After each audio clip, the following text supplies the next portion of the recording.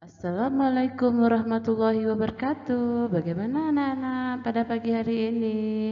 Tentunya kalian sehat semua kan? Ya, pada hari ini kita akan mempelajari materi pembelajaran di tema 7. Semoga pembelajaran hari ini bisa bermanfaat dan kita ikuti bersama dengan baik.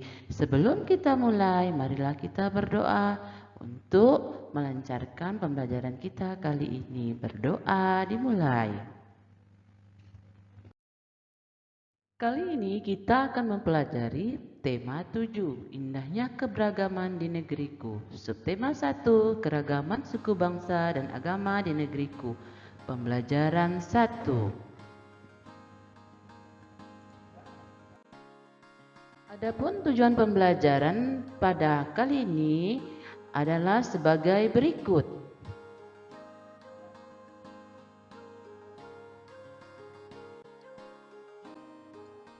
Keragaman budaya yang ada di Indonesia banyak sekali. Contohnya keragaman budaya, agama, suku bangsa, bahasa, adat, budaya, dan lainnya. Untuk menambah informasi atau pengetahuan kita, mari kita baca teks berikut ini. Suku bangsa di Indonesia. Sejak dahulu kala, bangsa Indonesia hidup dalam keragaman. Kalimat Bhinneka Tunggal Ika pada lambang negara Garuda Pancasila bukan cuma slogan. Penduduk Indonesia terdiri atas beragam suku bangsa, agama, bahasa, adat, dan budaya, tetapi semua dapat hidup rukun secara berdampingan. Berdasarkan hasil sensus Badan Pusat Statistik BPS tahun 2010, bangsa Indonesia terdiri atas 1.331 suku. Berdasarkan sensus itu pula, suku bangsa terbesar adalah suku Jawa yang meliputi 40,2% dari penduduk Indonesia. Suku Jawa ini merupakan gabungan dari suku-suku bangsa di Jawa, yaitu Jawa, Oseng, Tengger, Samin, Bawean, Naga, dan suku-suku lainnya. Suku bangsa yang paling sedikit jumlahnya adalah suku Nias dengan jumlah 1.041.925 jiwa atau hanya 0,44% dari jumlah penduduk Indonesia. Namun, suku-suku Papua yang terdiri atas 466 suku, jumlahnya hanya 2.693.630 jiwa atau 1,14% dari jumlah penduduk Indonesia. Sedangkan etnis Tionghoa jumlahnya 2.832.510 jiwa atau 1,2% penduduk Indonesia. Berikut gambar suku bangsa yang ada di Indonesia. Dari bacaan teks yang kita baca tadi, terdapat kata-kata sulit dari teks tersebut. Di antaranya adalah Bhinneka Tunggal Ika. Bhinneka Tunggal Ika artinya walaupun berbeda-beda tetapi tetap bersatu. Yang kedua, kata sulit yang kedua dalam bacaan tersebut adalah sensus. Sensus adalah perhitungan jumlah penduduk, ekonomi, dan sebagainya yang dilakukan oleh pemerintah dalam jangka waktu tertentu. Yang ketiga adalah etnis. Etnis artinya suku bangsa. Kemudian kata sulit berikutnya adalah slogan. Slogan artinya perkataan atas kalimat pendek yang menarik dan mudah diingat untuk menjelaskan tujuan suatu ideologi, golongan, organisasi, partai politik, dan sebagainya.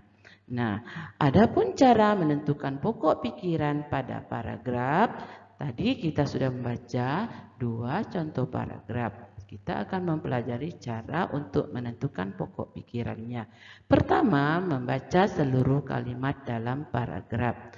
Kedua, menandai kalimat awal, kalimat akhir, atau kalimat awal dan kalimat akhir pada paragraf. Ketiga, menandai pikiran pokok yang terdapat di awal, akhir, atau awal dan akhir paragraf. Mari kita lihat 3 gambar berikut. Adakah persamaan dan perbedaan pada 3 gambar tersebut? Nah, pada 3 gambar tersebut memiliki persamaan, yaitu sama-sama merupakan alat transportasi. Alat transportasi pada gambar tersebut sama-sama menggunakan tenaga otot, yaitu tenaga hewan. Nah, hewan menarik pedati dengan menggunakan tenaga otot, membuat pedati berubah tempat atau kedudukan. Ayo mengamati keempat gambar berikut. Pertama, anak yang sedang mendorong mobil. Kedua, lampu yang sedang menyala. Ketiga, magnet yang menarik paku atau jarum. Keempat, pohon yang buahnya jatuh ke bawah. Pada gambar pertama, apa yang menyebabkan mobil pada gambar tersebut bergerak? Mobil pada gambar tersebut bergerak karena adanya dorongan tenaga, yaitu energi gerak atau energi otot. Kedua, apa yang menyebabkan lampu dapat menyala? Lampu dapat menyala karena adanya energi listrik.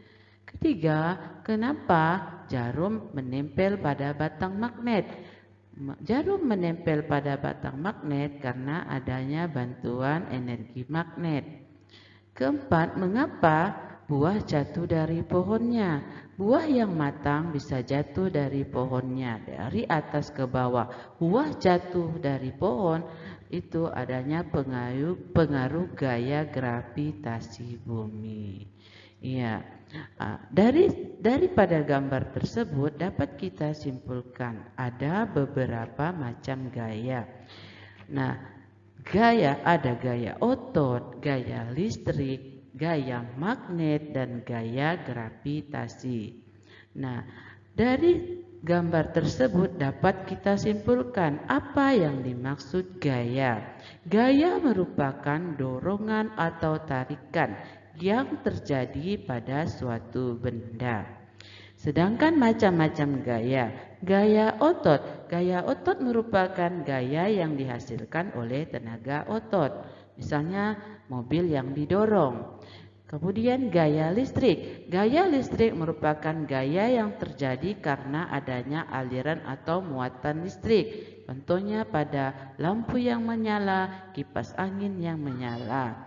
Gaya magnet. Gaya magnet adalah gaya yang ditimbulkan oleh dorongan atau tarikan dari magnet. Contohnya pada gambar yang ketiga. Kemudian terakhir adalah gaya gravitasi. Gaya gravitasi adalah gaya tarik suatu benda terhadap benda lain yang disebabkan oleh massa benda atau berat benda tersebut. Ada lagi tambahan gaya. Ada 2, gaya gesek dan gaya pegas. Gaya gesek adalah gaya yang bekerja pada permukaan 2 benda. Misalnya ada sentuhan antara 2 benda yang bergesek. Kemudian gaya pegas. Gaya pegas merupakan gaya yang dihasilkan oleh suatu pegas atau benda elastis. Nah, itu adalah macam-macam gaya dan apa yang dimaksud dengan gaya. Selanjutnya mari kita baca seni gerabah di Indonesia. Dan keahlian perajin makin berkembang. Hasilnya seperti temukan informasi-informasi penting pada bacaan yang kita baca tadi. Nah, apa yang kamu pelajari pada hari ini? Berapa banyak suku bangsa yang di Indonesia? Jika kalian masih mau ingin baca ulang bacaan yang tadi kita baca tadi. Silahkan kalian baca ulang dan kalian pahami kembali. Alhamdulillah, pembelajaran hari ini sudah selesai. Terima kasih. Ibu akhiri. Wassalamualaikum warahmatullahi wabarakatuh.